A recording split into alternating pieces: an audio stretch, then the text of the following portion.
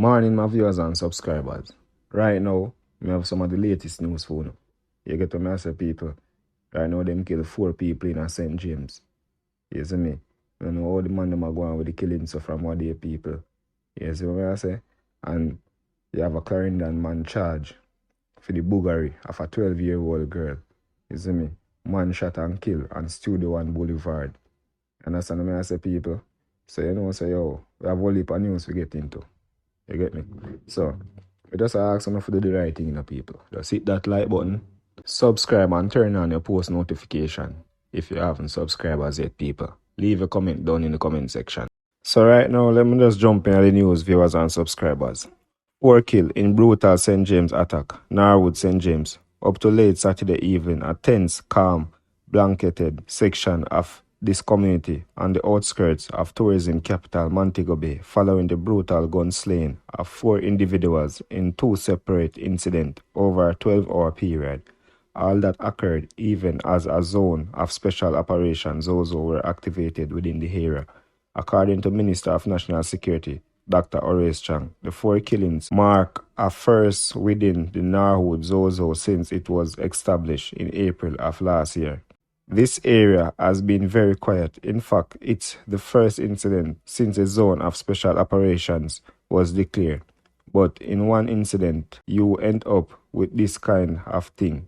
Within minutes, you end up with 9 people shot and 4 deaths, remarked Dr. Chang, who is also a member of parliament for St. James, Northwest, in which Norwood falls. On Saturday morning, the police were called to investigate the shooting death of 22-year-old Damian Minto, otherwise called Copper, 25-year-old Lenroy Martin, also called Akeem, and Delana Spence. Minto, a funeral home employee, and Martin, who work in a wholesale, are from the Warika community, while Spence is said to be from a nearby community. The triple murder came sharply on the heels of that of 17-year-old Devante Lindo, who was shot and killed about 9:15 p.m. on Friday night in a section of the Norwood community referred to as Cherry Gardens. It is uncertain if both incidents are connected. We are not sure, but it appears to be a retaliation by his friends and family and this community, which was not aware of involvement in any kind of activity at all, Dr. Chang further stated. Reports are that about 9:45 a.m., several armed men entered into the Warika Drive section of Norwood community on foot and started shooting, in the process hitting a number of people. 8 of them were shot, and the 3 men later died at hospital, while the child and 4 others have been admitted. The young girl is said to have been shot by a stray bullet which flew through her living room window as she was preparing to go to church. It is believed that one of the 3 men who died was one of the men that carried out the attack and was hit by his cronies. There is one person who was shot and killed, and allegedly he was one of the attackers. So it is clear where this is coming from, and the investigative nodes so far is pointing us in the right direction, Assistant Commissioner of Police Clifford Chambers said. The police said that 50 spent shells were later recovered by them from the crime scene. Minister Chang also expressed confidence that the perpetrators of the crime will be caught soon. The police have good information from intelligence activity, and we expect them to apprehend the criminals very quickly. There are clear indications from where they came from and who they are, he remarked. Dr. Chang, however, lamented the death of Minto, whom he helped during his years to school. One of the young men is one of my students. I helped his parents put him through school. Sober, working young men, bright young men looking towards going to college, the minister said. Speaking to the mother of Martin, who identified herself as Sunshine, she said that she was at the police station visiting another son who had been arrested, adding that she had brought him some food. Some food me bring go give my other son, when me hear say them shot him, Lenroy, she said. She shared that her son was a good individual, even though there were times when they had disagreements. The son I want good youth. Him no give no problem. More while me and him wrong discussion, that's all, she stated. So viewers and subscribers, as you can hear what I go on, yes, brother. You see me? Poor people them kill a mobile down at St. James. You understand what I say? I know all the man them are going with the killing stuff from what day. You see it? But all my ask you for the viewers and subscribers, leave a comment in the comment section. Hit that like button. If you haven't subscribed yet, just subscribe to the channel so you can get on the latest news. So viewers and subscribers, let me just jump in the next news right now. Clarendon man charged with abduction, buggery of 12-year-old girl. Kingston, Jamaica, a 43-year-old Clarendon man has been charged with the forcible abduction and buggery of a 12-year-old girl. He is Marlon Mills, an unemployed resident of Racetrack in the parish. Police said the 12-year-old and a relative were on their way home when Mills reportedly offered them a ride. It is reported that when the child and her relative reached their destination, Mills ordered the relative out of the vehicle and drove off with the 12-year-old.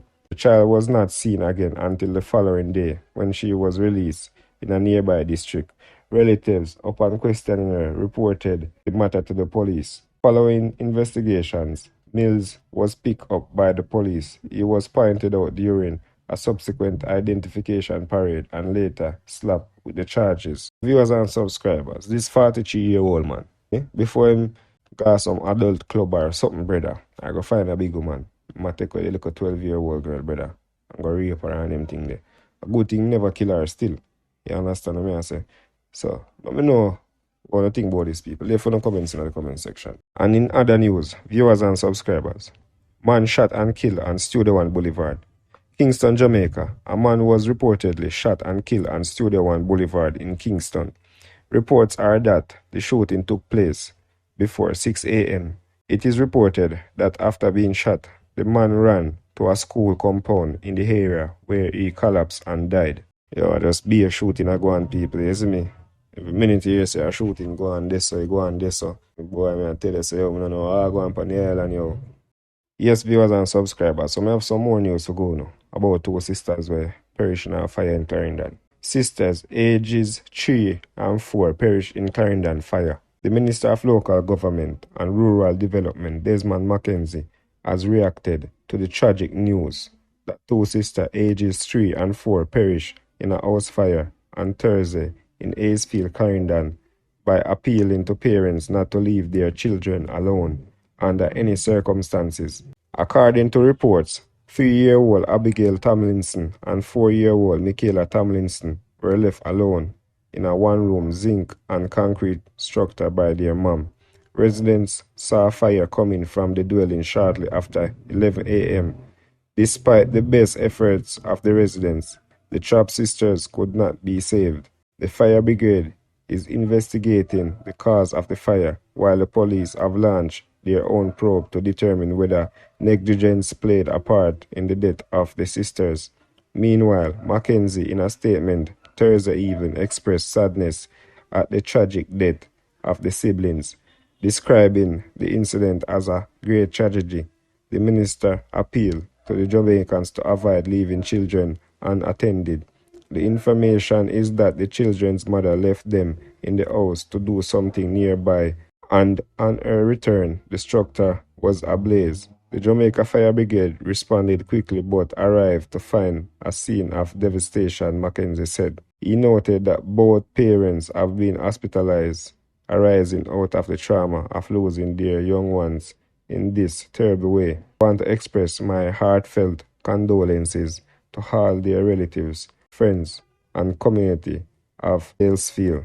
While the fire brigade and the police are still investigating the incident, I must once again appeal to and urge my fellow citizens to do everything possible to avoid leaving children by themselves, Mackenzie added. Yes, viewers and subscribers, so as you can hear, two sisters get burned up, you understand? Just ask the parents them if you know, say, oh, whenever them are gone away, just don't leave the children them unattended. Left them with somebody or bring them with you. You get the answer, people. Because John was star. Set away if you know say you left a little youth and when you come back, was catch a fire. You see me? So, viewers and subscribers, let me know what you think. Leave in the comment down in the comment section.